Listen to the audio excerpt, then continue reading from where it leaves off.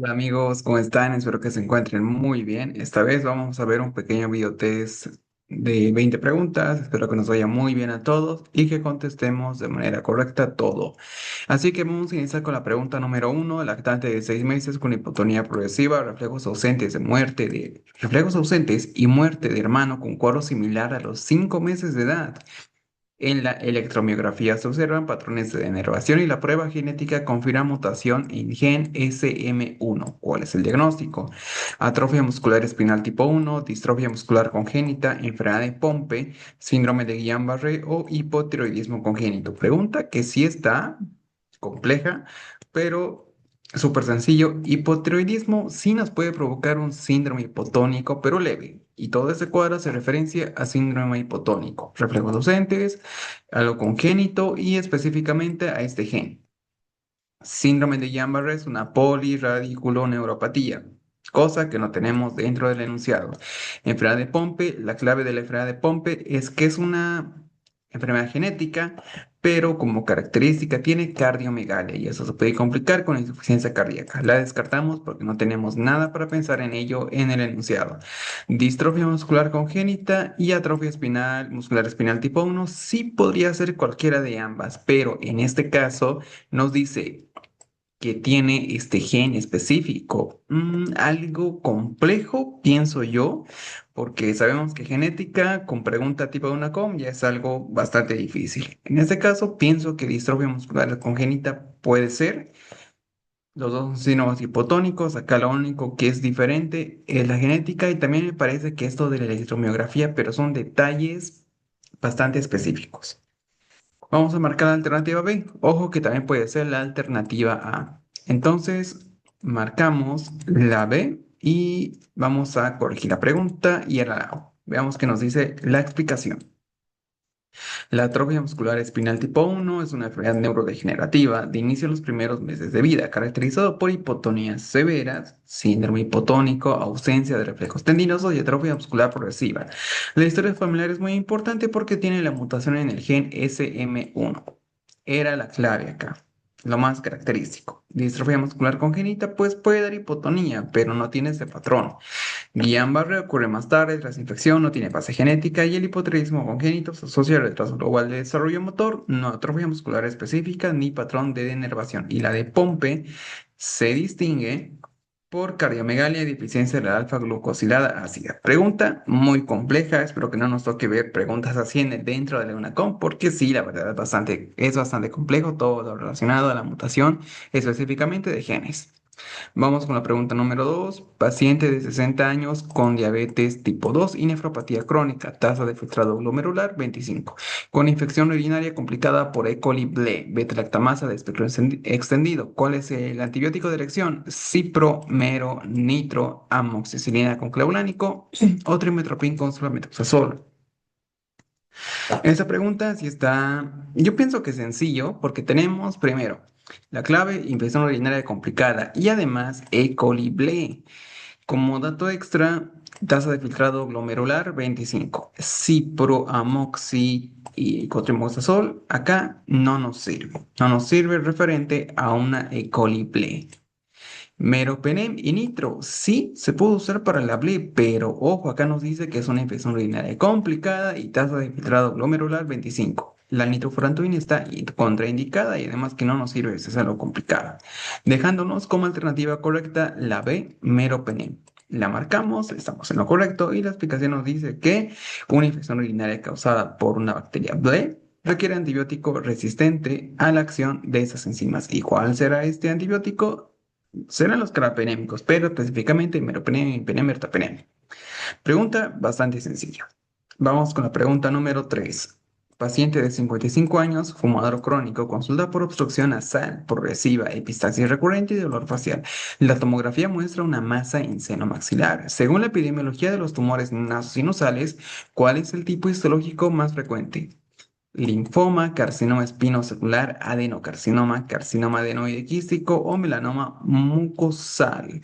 Pregunta que también está bastante compleja porque acá simplemente se va a la frecuencia, pero pues quizás es un poco fácil más, es un poco más fácil de desarrollar. Linfoma, por ejemplo, tendremos que tener clínica, que sería lo primero. Los síntomas acá son claves, pues acá simplemente tenemos obstrucción, epistaxis recurrente, dolor facial, no tan característico, la podemos descartar. Carcinoma espinocelular está, sí, si recordamos la histología propia de todo el área nasosinusal, podemos darnos cuenta que sí está algo relacionada con lo espinocelular, eso de las células escamosas, puede ser. Aún así, por frecuencia, sí es lo más correcto. Adenocarcinoma es importante, sería como el segundo. Y ojo, acá nos habla de un fumador crónico. Esto está muy relacionado al carcinoma espinocelular. Si por el contrario fuera un trabajador, por ejemplo, en áreas textiles, me parece con cuero, entonces sí podría haber sido adenocarcinoma. Acá por el contexto clínico y además que nos diga frecuencia, como que se va más a carcinoma espinocelular. Carcinoma adenoide quístico es un carcinoma de la glándula salival. En ese caso, no tiene ningún contexto y la descartamos. Melanoma mucosal también la descartamos. Ojo, que podría haber sido, pero es bastante raro, muy infrecuente. Entonces simplemente vamos a marcar la alternativa B y estamos en lo correcto.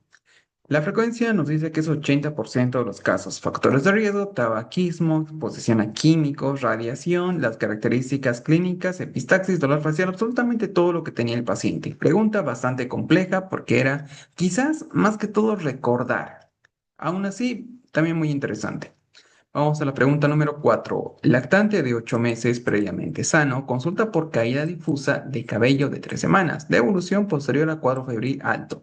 La madre refiere que al peinarlo pierde muchos mechones de pelo. Al examen físico se observa alopecia difusa sin placas ni cicatrices. Cuero cabelludo normal. El dermatólogo sospecha efluvio telógeno activo. ¿Cuál es la prueba clínica rápida en consulta que permite confirmar la caída activa de cabellos en fase telógena? Pregunta muy importante. Yo pienso que esto no lo vimos en ninguna reconstrucción ni en ningún examen, pero puede ser pregunta de examen porque sí está bastante llamativa. Veamos las alternativas. Biopsia de piel, ecografía del folículo, tricograma cicatrizado, prueba de tracción del cuero cabelludo o test de tracción del cabello. Acá tenemos dos alternativas bastante parecidas y la alternativa correcta gira en esto, debido a que biopsia de piel sería incorrecto. Quizás si pensamos en, por ejemplo, alopecia cicatrizal, sí, ya podemos ser. Lactante de 8 meses es algo bastante raro, pero sí ahí podemos pensar en biopsia de piel. Acá, con todo esto, ya sabemos que se trata de un efluvio telógeno, pues no será lo correcto pensar en ello. La descartamos. Ecografía del folículo tampoco tiene nada que ver acá. Tricograma cicatrizado, esto evalúa todo el crecimiento del folículo. Acá no nos interesa ver eso. Tenemos efluvio telógeno. ¿Cuál será la clave o directamente la prueba clínica más rápida? Y ojo, nos dice que en consulta. Entonces, pues es algo más fácil. Tricograma no es algo que la vemos en consulta, es un laboratorio muy especializado, la podemos descartar. Nos queda prueba de tracción de cuero cabelludo o test de tracción del cabello. Sencillo, prueba de tracción del cuero cabelludo usa términos inexistentes. Cuero cabelludo no es el término adecuado. Prueba, que quizás sí, sinónimo de test está bien, pero cuero cabelludo no, está mal. Prueba de tracción del cabello sí es el término correcto. Y ojo, que esto de los términos es bastante importante. Dentro de la UNACOM pueden darnos preguntas que quizás tengan términos, otros términos, preguntas que quizás ni siquiera tengan términos que existen y aún así nos lo dan. Así que, bueno, es muy buena pregunta para recordar. El test de tracción es una prueba clínica sencilla y no invasiva, utilizada para evaluar la actividad del ciclo capilar. Consiste en tomar suavemente un mechón de 50 a 60 cabellos entre el pulgar y el índice y ejercer una tracción ligera para observar cuántos se desprenden. Si se extrae más de 10% de los cabellos, el resultado sugiere fluvio telágeno activo, en el cual un gran número de folículos han pasado de manera prematura en fase de reposo. Pregunta que quizás incluso esto del efluvio telógeno no es algo típico en lactantes. Nos podría hacer confundir incluso el hecho de que tenía fiebre más antes. Bueno, pueden ser muchas cosas. Pero respecto a las alternativas, como que lo coloca un poco fácil. Quizás un diferencial muy importante es la alternativa D. Cuidado con los términos porque son bastante importantes para responder una pregunta. Vamos con la pregunta número 5. Hombre de 23 años, desde hace 6 meses ha dejado de compartir con su familia y casi no sale de su pieza. Además, ha descuidado su aspecto personal. Sus familiares refieren que en ocasiones lo escuchan musitar, hablar y reírse solo. El diagnóstico más probable es esquizofrenia, trastorno delirante crónico, trastorno de personalidad esquizoide, trastorno bipolar o depresión psicótica. Pregunta sencilla. Joven, 23 años, recordemos que la actividad, o bueno, el inicio más o menos está entre los 21 años aproximadamente, pero acá desde hace 6 meses ha presentado o ha dejado de compartir con su familia y casi no sale de su pieza, descuidado su aspecto personal. Estos son datos negativos. Esto que escucha música, habla solo, se ríe solo, pues ya sabemos a qué se refiere. Depresión psicótica, datos de psicosis relacionados al cambio de humor. Trastorno bipolar, manía y hipomanía. Trastorno de personalidad esquizoide es un trastorno de personalidad. Sí es típico acá que el paciente que tenga este trastorno de personalidad quiere estar solo, se aísla, pero es parte del trastorno de personalidad. Acá no hay algo, datos de psicosis propiamente. Trastorno delirante crónico son ideas sistematizadas muy fijas que tiene el paciente, pero que no llegar a ser síntomas o características por las cuales podemos pensar en esquizofrenia, que es la alternativa correcta. Por ejemplo, que el paciente hable solo, se ría solo, escuche musitar o el mismo musite, pues solo esto ya no es trastorno delirante crónico. Pero todo esto es correspondiente de esquizofrenia. Todo corresponde a esquizofrenia. Pregunta, la verdad, bastante llamativa, muy didáctica, muy buena para enseñar, para explicar y para aprender también. Está muy buena. Síntomas positivos, negativos y deterioro funcional son las características que vamos a tener acá. Incluso la duración, 6 meses. Duración es clave y la edad típica. Pregunta buenísima. Vamos a la pregunta número 6. Mujer de 64 años sufre caída a nivel A, a nivel de su propia altura, ya que no nos especifica a nivel de 2 pisos, de un piso, apoyando la mano derecha contra el suelo. En extensión de la extremidad, evoluciona con dolor intenso en la muñeca que le impide realizar movimientos. En el examen físico se aprecia deformidad de la muñeca y dolor epicrítico a la presión del radio distal. ¿Cuál es el diagnóstico más probable? Fractura de epífisis distal de radio, disyunción, fractura de radio distal, fractura de escafoides, luxación de cúpula radial o luxofractura de Monteggia. La luxofractura de Monteggia, luxación y fractura, fractura de cúbito y luxación de radio. Descartadísima. Luxación de cúpula radial. La luxación de cúpula radial también es algo para descartar. Esto no está relacionado con este dolor típico, o yo pienso que es lo más característico, que es radio distal. No tiene nada que ver ni deformidad de la muñeca. Además que solo la luxación. Fractura de escafoides no trae deformidad. Disyunción, fractura de radio distal. Esto, pues, disyunción, otra vez volvemos con los términos. Disyunción, a qué puede hablar? Parece que luxación, y eso no es una luxación, eso es una fractura, siendo la alternativa A la correcta, fractura de epífisis distal de radio, también llamada la de Coles o la de Coles. Entonces acá simplemente la explicación nos dice que la fractura de epífisis distal de radio es una de las fracturas más comunes, especialmente en pacientes adultos mayores, ya que tiene 64 años. Desde los 65 ya se los llama adultos mayores, pero bueno, más de 60 igual no hay mucho problema en esto de llamarlos a estos tipos de pacientes adultos mayores. El mecanismo lo más frecuente es una caída sobre la palma extendida o sobre la mano extendida. El dolor agudo, deformidad, impotencia funcional son datos bastante característicos y además muy llamativos. El tratamiento simplemente es reducción cerrada y también la inmunización. Pregunta buenísima. Vamos a la pregunta 7. ¿Qué hallazgo en la reticulocitometría indica hemólisis activa? 0%, 1 más de 2,5 reticulocitos normales o menos a 0,5. Bien, pregunta que sí está medio compleja. Recordemos que la reticulocitometría simplemente mide los reticulocitos en sangre y eso sí está relacionado con la hemólisis activa. Entonces habrá hiper o hipo, pero ¿de qué? Esa se lo dejo por ustedes. Eso es un dato quizás un poco complejo, diría yo, pero ¿qué hay? ¿Hipoproducción o hiperproducción? 0% los reticulocitos, lo normal es de 0,5 a 1,5. 0%, entonces hay hipoproducción. 1%, pues está bien. Mayor a 2,5 hay hiper. Y eso está relacionado con la hemólisis activa. Pero hiperproducción ¿de qué? Hipoproducción ¿de qué? Se las dejo por ustedes. Reticulocitos normales, pues si están normal, entonces no tiene nada que ver acá. Y menos de 0,5, igual está disminuido levemente.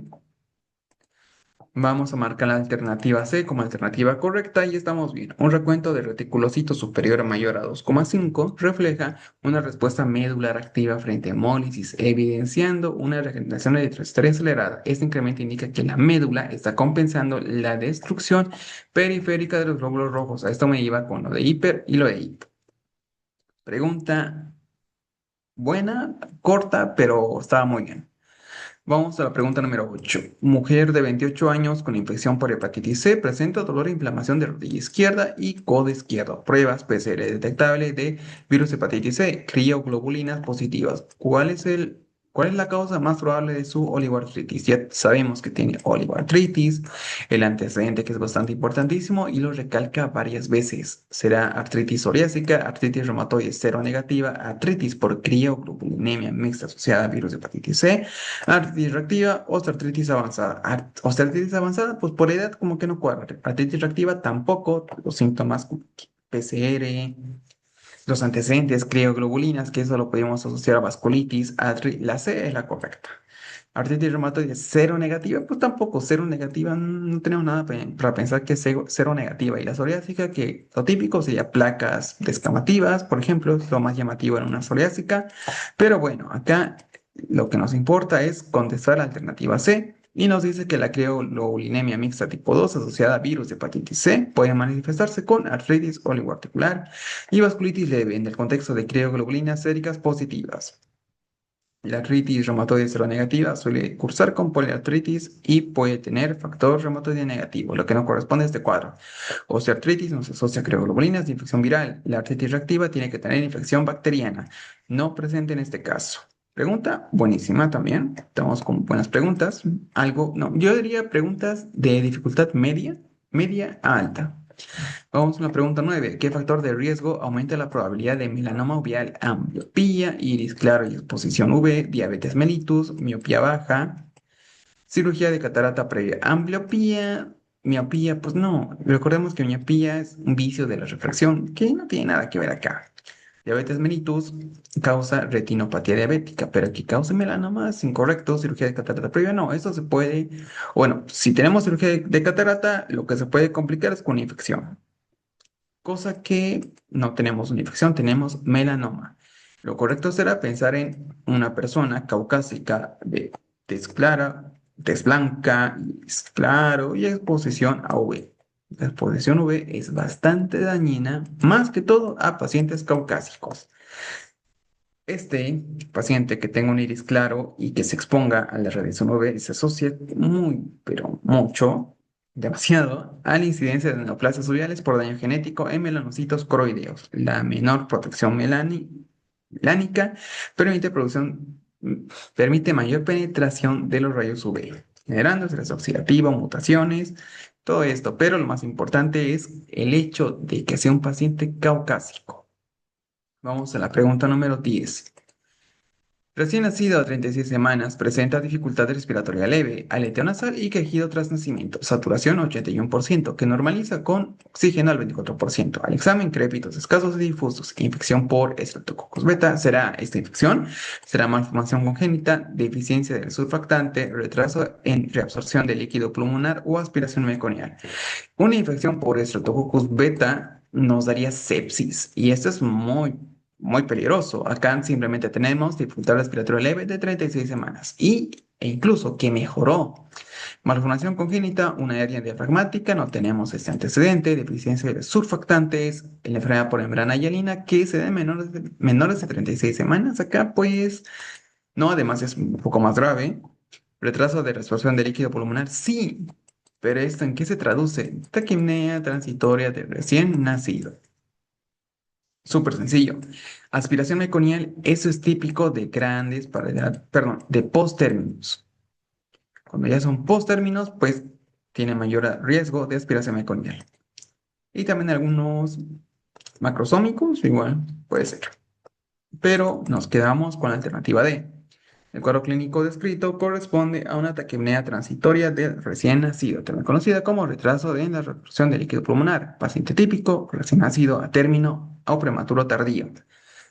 Clínica, dificultad respiratoria leve a moderada, más que todo leve. Respuesta a oxígeno, pues muy buena respuesta. Y evolución es autolimitado. Vamos con la pregunta número 11. ¿Cuál es el principal beneficio en un manejo temprano del síndrome de ocupación pleural? ¿Y por qué estará este síndrome? Se puede dar en un derrame, por ejemplo, neumotórax, dos ejemplos muy fáciles de recordar, que es lo más típico. Y entonces, ¿qué habrá acá? Reducción de la presión intraabdominal, aumentar la masa ósea, prevenir la diabetes mellitus, mejorar la audición o evitar complicaciones respiratorias y mejorar la función pulmonar. Sencillo, si tenemos o si queremos ver el principal beneficio de un manejo temprano de este síndrome, pues será evitando complicaciones respiratorias y mejorando la función pulmonar. Eso es el principal beneficio. Nos dice que una intervención oportuna en caso de derrame o neumotórax, que son los ejemplos más sencillos que existen, los más frecuentes también, es fundamental para prevenir la progresión a colapso pulmonar completo, reduciendo la morbilidad y mejorando la función respiratoria y la calidad de vida del paciente. Pregunta buenísima. Para recordar, estaba muy bien, ya que estaba sencillo. Vamos a la pregunta 12. Hombre de 68 años, hipertenso y con antecedente de diverticulosis colónica. Consulta por hematoquesia abundante de inicio súbito. En urgencia se constata presión arterial 95/60, la cardíaca de 110, se administra cristaloides y se estabiliza parcialmente. El laboratorio muestra hemoglobina de 8,5. Tras estabilización inicial se sospecha de hemorragia digestiva baja activa. ¿Cuál es la prueba diagnóstica que permite detectar sangrado activo con flujo mayor a 0,5? Y además ofrece la posibilidad de tratamiento endovascular. Pregunta compleja, muy compleja, está algo difícil. Será resonancia magnética, ecografía, angiografía mesentérica, colonoscopía o tomografía simple. Bien, respecto a las alternativas, pues igual hay dos que son muy buenas. ¿Cuál ofrece ese tratamiento endovascular respecto a un paciente hemodinámicamente inestable con hemorragia digestiva baja que es estabilizada, pero sospecha que es hemorragia digestiva baja activa? La resonancia magnética y la ecografía no son terapéuticas, no van a dar un tratamiento. ¿Nos pueden ayudar a dar el diagnóstico? Sí, pero hasta ahí, no nos van a dar más. Angiografía mesentérica, esa será la correcta, porque podemos realizar ¿qué tratamiento endovascular? Embolización. Colonoscopía, pues para hacer una buena colonoscopía necesitamos que el paciente esté preparado. Y acá tenemos una hemorragia digestiva baja activa. Posiblemente no veamos bien todo. Será incorrecta, pero como segunda elección, pues lo más probable es que sea la correcta. Tomografía simple, también no nos va a ayudar en nada. Pero si fuera una angiotomografía, pues sí, ahí sí, vamos a ver todo. Igual podemos hacer un tratamiento endovascular. Pero, pues bueno, para acá lo que nos interesa es saber que la alternativa C será la correcta. Y nos dice la explicación: en el sangrado digestivo bajo masivo, identificar con precisión el punto de origen es crucial para digerir el tratamiento definitivo. Cuando el sangrado es activo y supera una velocidad aproximada de 0,5 ml sobre minuto, la prueba de elección es la angiografía mesentérica. Esta angiografía permite visualizar el extrapasado de contraste y ofrece la ventaja de embolización terapéutica. Su sensibilidad es adecuada en sangrados moderados o graves. La colonoscopia es diagnóstico terapéutica también, pero en pacientes estables. Requiere preparación y puede no detectar un sangrado de alto flujo en curso. La ecografía, tomografía y resonancia magnética, pues no van a servir de mucho, y la angiografía computarizada constituye una alternativa no invasiva en centros de disponibilidad, aunque la arteriografía continúa siendo el estándar cuando el sangrado activo supera los 0,5 ml debido a su potencial terapéutico inmediato. Pregunta buenísima, compleja, que quizás por las alternativas se lo pudo haber hecho un poco más compleja, incluso por esto del flujo, que es algo bastante específico, pienso yo. Pero bueno, igual estaba muy buena, igual estaba muy bien esta pregunta. Vamos con la pregunta 13. Paciente de 42 años con leucemia mieloide aguda en quimioterapia, presenta fiebre y tos seca, se ocultan crépitos finos bilaterales. La radiografía de tórax muestra opacidades nodulares mal definidas. Se solicita tomografía donde se observa un nódulo pulmonar rodeado por un área periférica de atenuación en vidrio deslustrado. Este hallazgo es altamente sugestivo de infección fúngica invasora en pacientes inmunocomprometidos. ¿Cuál es el diagnóstico radiológico característico descrito? Vidrio deslustrado bilateral, signo del halo invertido, consolidación lobar, nódulos calcificados o bronquiolitis difusa. Pregunta que parece compleja, pero está sencillo. Signo radiológico descrito. Signo radiológico. La radiografía nos dice que tiene opacidades nodulares mal definidas, pero la tomografía nos da una mejor caracterización de todo lo que nos dice el cuadro. Y bueno, nos pide que el signo radiológico será viro de lustrado bilateral, signo del halo invertido, consolidación lobar, nódulos calcificados o bronquiolitis difusa. Acá el signo característico, la alternativa A, no. Viro de lustrado bilateral, esto es viro esmerilado. Y bilateral, no. Acá, si leemos bien lo que dice la tomografía, hay un nódulo pulmonar rodeado de un área periférica. Esto puede ser algo así, ya que se refiere esto a la alternativa B. La C se ve neumonía, la D nódulos calcificados en tuberculosis, bronquiolitis difusa es algo propio de la bronquiolitis, que no tiene ningún signo acá. Entonces vamos a marcar la alternativa B, signo del halo invertido, como el dato radiológico más importante en que en una aspergilosis pulmonar invasiva, acá la tomografía de alta resolución puede demostrar el signo de halo invertido, caracterizado por un nódulo central de alta densidad, rodeado de un halo de viro de sustrato, refleja necrosis, es sugestivo de aspergillus o algún otro hongo, pero el más típico es aspergillus. Pregunta 14. Hombre de 45 años, hipertenso de difícil control, pese a triple terapia. Consulta por cefalea, debilidad muscular. Al examen físico presenta presión arterial de 170/100. El laboratorio muestra hipocalemia de 2,9, aldosterona plasmática elevada y actividad de renina suprimida. Se sospecha de hiperaldosteronismo primario. ¿Cuál es la prueba confirmatoria que permite demostrar la incapacidad de suprimir la secreción de aldosterona frente a sobrecarga de sodio? Test de supresión salina, test de metformina, prueba de tolerancia a la glucosa, prueba de absorción de calcio o carga oral de cortisol. Esta sí está sencilla. Respecto, quizás toda la explicación, si no nos dijera el diagnóstico, que es hiperaldosteronismo primario, hay maneras fáciles de llegar a esto. Primero, hipertenso de difícil control, triple terapia que sigue con hipertensión, aldosteronismo. Segundo, hipocalemia con aldosterona plasmática elevada y renina suprimida, aldosteronismo primario. Sencillo. Pero bueno, acá nos pregunta la prueba confirmatoria. Test de supresión salina, pues sí, eso es típico como prueba diagnóstica o prueba confirmatoria. Test de metformina, ¿para qué no sirve darle metformina que al paciente si es hiperaldosteronismo? Prueba de tolerancia a la glucosa, igual a lo de diabetes. Prueba de absorción de calcio en un hiperparatiroidismo podría ser, y esta carga oral de cortisol en un hipercortisolismo. Acá vamos a marcar la alternativa A, que es lo correcto respecto al enunciado. Pregunta que estaba buenísima. Pero muy fácil, la verdad, muy fácil. Este test de supresión con salina se utiliza para evaluar la capacidad de regulación de la secreción de aldosterona ante una sobrecarga de sodio. En condiciones normales, la administración de solución salina inhibe la liberación de aldosterona. Sin embargo, en el hiperaldosteronismo primario, esta no se suprime adecuadamente debido a su producción autónoma. Pregunta que está muy buena, muy bien planteada, pero por las alternativas sí está un poco sencillo. Vamos a la pregunta número 15. ¿Cuál es la causa más frecuente de hipoacusia de transmisión en niños? ¿Será ciruela impactado, exocitosis del conducto, otosclerosis, otitis media con derrame o colesteatoma? El colesteatoma es destrucción y acá no tenemos datos de destrucción. El colesteatoma es una emergencia. ¿Será un impactado? No en niños, en adultos mayores, es lo más típico. Exocitosis es cuando crece un fragmento óseo por fuera del conducto auditivo externo. Acá no es. Otosclerosis, esto es más de como que sobre rígido todo esto, pero típico en pacientes adultos jóvenes, es lo más típico.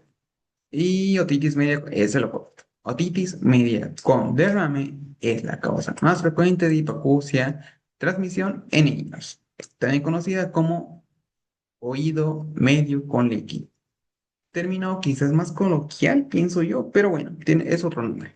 Es la causa más frecuente de hipoacusia de transmisión en niños. Se caracteriza por la acumulación de exudado seroso o mucoso en la cavidad timpánica, lo que reduce la movilidad del tímpano y la cadena osicular, interfiriendo en la transmisión del sonido. Pregunta, yo lo veo complejo, acá simplemente sacamos por descarte, la verdad, porque sí está bastante complejo. Vamos a la pregunta número 16. Mujer de 22 años con antecedente de asma persistente leve. En tratamiento, consulta por disnea leve, tos seca y sibilancias tras exposición a polvo. El examen físico presenta la respiratoria de 22, saturación del 95%, el ambiente y sibilancias difusas. No hay uso de músculos accesorios ni alteración del estado de conciencia. Se clasifica como exacerbación leve del asma. ¿Cuál es la conducta terapéutica más adecuada en este escenario? Antibiótico oral, corticosteroide sistémico inmediato, aumento de dosis de SABE y mantener los corticoides inhalados, salbutamol oral o teofilina. Acá está bastante, pienso que sencillo, porque tenemos un asma persistente leve que está exacerbado y todo este caso clínico hace referencia a que es algo leve, pero exacerbado, nada más. Antibióticos no están indicados en asma. Corticoide sistémico inmediato sistémico no está indicado, a no ser que sea algo grave. Acá pues está contraindicado. Salbutamol oral, igual este medicamento ya no se usa. Tiene muy baja eficacia, pues es muy malo, a la hora. Teofilina intravenoso, como mantenimiento sí, pero como tratamiento agudo no. Y acá tenemos una exacerbación, o sea, hay que darle algo ya. Y este algo o son los SABA y mantener el corticoide inhalado. La marcamos y estamos bien. En una exacerbación de asma, el objetivo principal es aliviar los síntomas y mantener el control de la inflamación. Entonces se recomienda aumentar la dosis y frecuencia de las inhalaciones de un beta bloqueador o un bloqueador beta 2 agonista de acción corta, como los SABA, administrado cada 20 minutos durante la primera hora y luego, según después, de mantenerse el uso de corticosteroide inhalado en su dosis habitual o ligeramente aumentada para evitar la progresión del episodio. En este nivel de gravedad no se indican corticosteroides sistémicos. ¿Por qué? Porque no es grave. Y se aconseja la monitorización de oxígeno y la respuesta, y también ver la respuesta clínica. Muy buena pregunta y típica de la UNACOM. Asma es de los temas más preguntados dentro de la UNACOM. Vamos a la pregunta 17. ¿Qué caracteriza a una prueba diagnóstica de confirmación? Bajo costo y facilidad de uso, uso en población asintomática, alta sensibilidad y valor predictivo negativo, requiere muestras múltiples o alta especificidad y valor predictivo positivo elevado. Bien, acá muchas son parecidas, pero hay una que es correcta. Y que nos pregunte diagnóstico de confirmación es algo de salud pública. Y salud pública, recuerden que es la especialidad de las más complejas que tenemos en este examen. Bajo costo y facilidad de uso es algo indiferente, porque puede ser de alto costo, pero mientras una prueba de diagnóstico de confirmación es lo que nos interesa, uso en población asintomática no, tendría que tener síntomas, si no son los tipos de prevención. Alta sensibilidad y valor predictivo negativo. No, negativo es incorrecto, es todo lo contrario. Valor de predictivo positivo para que estemos seguros de que el paciente tenga esta enfermedad. Y requiere muestras múltiples, igual es incorrecto. Marcamos la alternativa E, alta especificidad y valor predictivo positivo, que es lo correcto, debido a que la alta especificidad reduce la probabilidad de falsos positivos y la BPP elevada confirma la validez clínica del hallazgo, especialmente en poblaciones con mayor prevalencia de la enfermedad. Pregunta buenísima de salud pública. Vamos a la pregunta número 18. ¿Cuál es la técnica diagnóstica para descartar enfermedad de transmisión sexual concomitante en caso de sospecha de vulvovaginitis? Ecografía abdominal, prueba de PCR para clamidia y gonorrea, prueba de tolerancia a la glucosa, biopsia cervical, citoquímico de orina. En sospecha de vulvovaginitis, pues la ecografía abdominal no va a servir, tolerancia a la glucosa es para diabetes, biopsia cervical no, porque es una ITS y citoquímica de orina. Como coadyuvante está bien, pero tampoco es lo más importante. Acá, prueba de PCR y clamidia y gonorrea, pues correcto. Recordemos que en las ITS, donde viene una, habrán muchas otras más. Y acá la técnica diagnóstica para descartar esto, pues era la prueba de PCR. Es la más sencilla, una más práctica. En caso de vulvovaginitis con sospecha de coinfección, la PCR para clamidia y Neisseria permite descartar infecciones de transmisión sexual concomitantes. Esta prueba molecular ofrece alta sensibilidad y especificidad, facilitando el diagnóstico integral y la adecuación del tratamiento. Pregunta sencillo, yo la veo sencilla, pero también buena para recordar. Pregunta 19.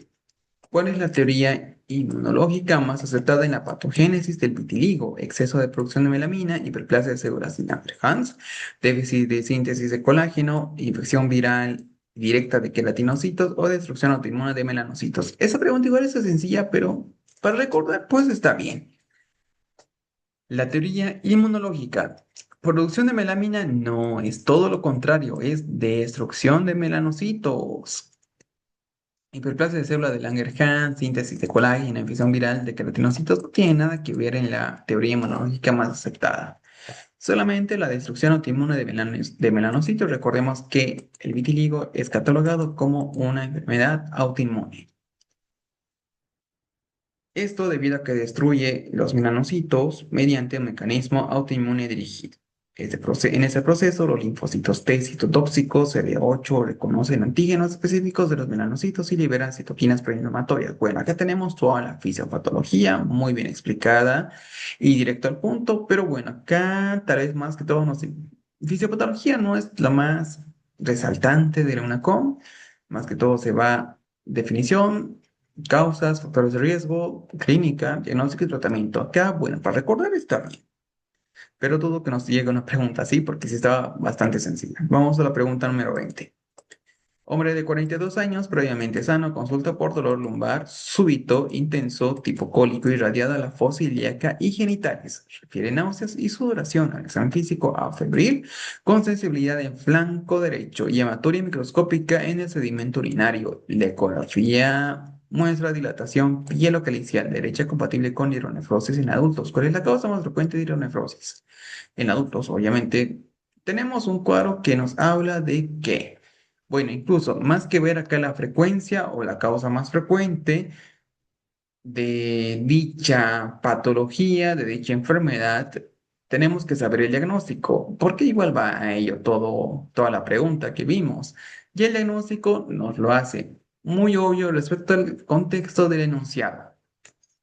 Enfermedad poliquística renal, litiasis uretral, carcinoma, glomerulonefritis aguda, pielonefritis crónica, pues pielonefritis crónica es incorrecto. Esto es una infección. Y bueno, acá que curse con todo lo descrito acá sería muy raro. Y bueno, a la larga, esto nos podría dar deformidad en los riñones. Glomerulonefritis aguda, no podemos pensar en glomerulonefritis aguda. No es la causa más frecuente de hidronefrosis. Sí se puede complicar tal vez con insuficiencia renal, pero hasta ahí no va a hidronefrosis. Carcinoma de células renales sí, sí es causa de hidronefrosis, pero no es la primera. Pues la tercera, la cuarta, la segunda, quizás depende del contexto, pero carcinoma se puede causar hidronefrosis por obstrucción, pero hasta ahí, nada más. Litiasis uretra, sí, eso es lo correcto, esa es la principal causa en pacientes adultos. La principal causa de la hidronefrosis, enfermedad poliquística renal. La poliquística renal, entre sus complicaciones, va más a insuficiencia renal, lesión renal aguda o insuficiencia renal crónica. Entonces vamos a marcar alternativa B, litiasis uretral, y estamos en lo correcto. En adultos, la litiasis uretral constituye la causa más frecuente de hidronefrosis. Los cálculos ubicados en la uretra provocan la obstrucción parcial o completa del flujo urinario, lo que conduce a la acumulación retrógrada de orina en el sistema colector renal. La obstrucción genera dilatación de la pelvis y los cálices renales. Entonces aumenta la presión intraluminal y la éstasis urinaria favorece la infección y el daño progresivo del parénquima renal. El diagnóstico se confirma mediante ecografía o tomografía. Pregunta buenísima, yo la veo relativamente compleja, dificultad media. De media a, sí, media. Las alternativas sí estaban un poco complejas. Bueno, espero que todos hayan contestado de manera correcta. Sí, en la pregunta uno como que estaba un poco complejo. Bueno, no un poco, muy complejo, sí, pero yo sé que ustedes la respondieron de la manera correcta. Así que bien, sigamos estudiando y nos vemos en otro video.